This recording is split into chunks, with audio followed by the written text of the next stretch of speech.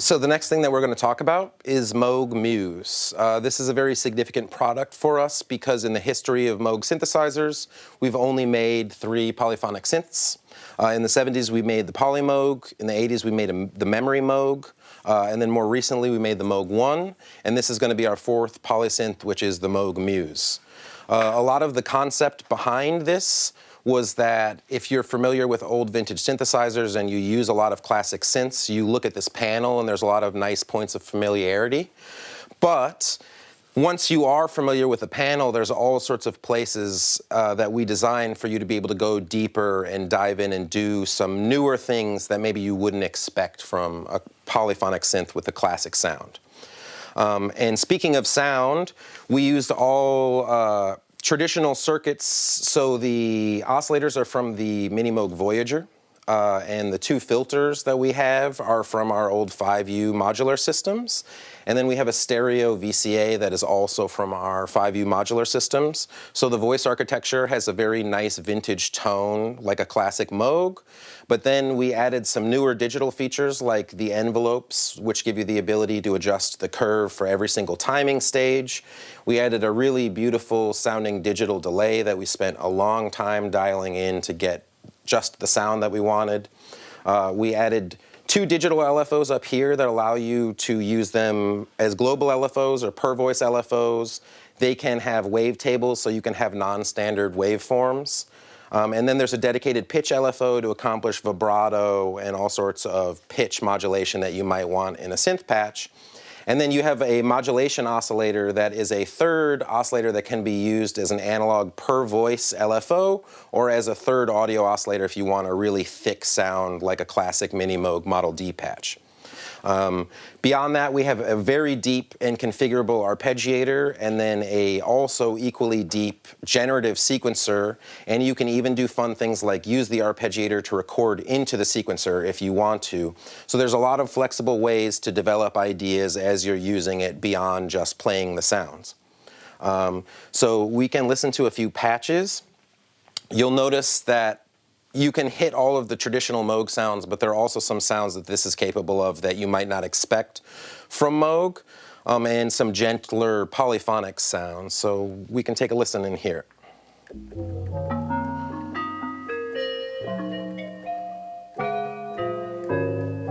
So you can hear we can generate these really nice bell tones, which is not the sort of sound that I would associate with analog synthesizers. So you have really deep FM capabilities. You can also listen to an FM pad that we're able to do.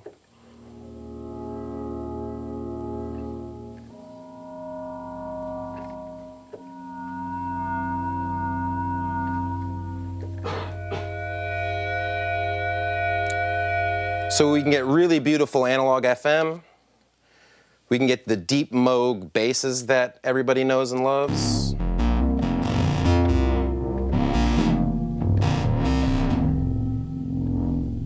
And you can hear I actually have that stacked. So if I remove the stack, there's my bass sound, but I can go to the other timbre in the patch and play a nice polyphonic sound. So if I have them stacked, I have that mono sound with a little bit of that poly sound hiding in the background. You can do nice sound effects. So this is a patch that I have that's emulating just the sounds of a beach. If you want some nice ambient effects and sound effects, some analog seagulls. We have plucky, smooth sounds like that. We can go into arpeggiated sounds where we can hear the delay.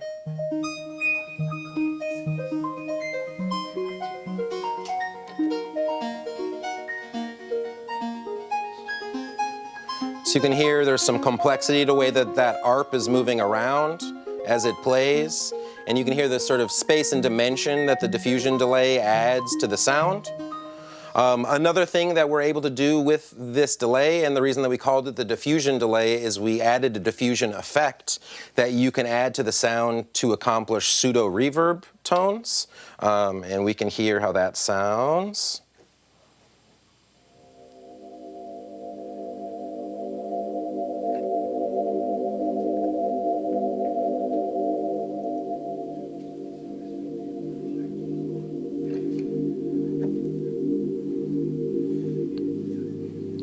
So you can hear just these really beautiful ambient washes. And if I remove the delay, this is what the patch actually sounds like.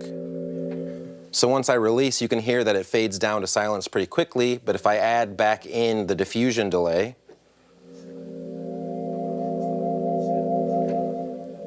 I get these sustained ambient washes that keep happening after I release my notes. I can go to another plucky sound, and we can actually listen to the sequencer with this one. So with the sequencer, there's all sorts of fun generative things that you can do to let the sequencer improvise on what you enter into it. So it's not just going to spit back what you play in, it's also going to be allowed to wander away from what you play in, but still look at the scale that you've written something in, so that even as it's wandering away, it will still harmonize if you're playing with other people or you want to only play within a particular key. So I'm going to play a sequence that I have probability on, and you'll just notice that there's nice little deviations that happen, so it doesn't feel just like a loop endlessly.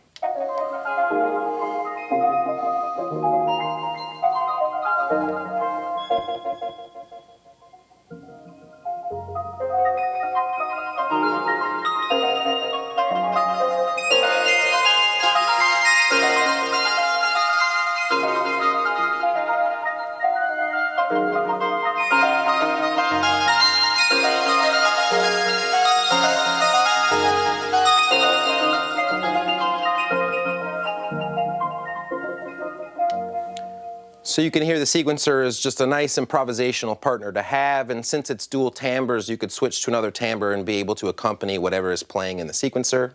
And then beyond that, one of the biggest features of this is we structured it so that it's very similar to a modular synth without patch cables.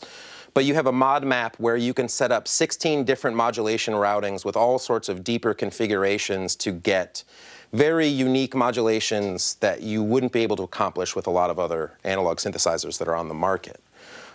So yeah, between the sound design capabilities, the sort of intuitive way that you can access all of the features, access to presets, which oftentimes with more modular focused synthesizers you don't have, and then a really deep sequencer, we are confident that Muse will be a deep inspiration to a lot of the players that buy one and get to use one.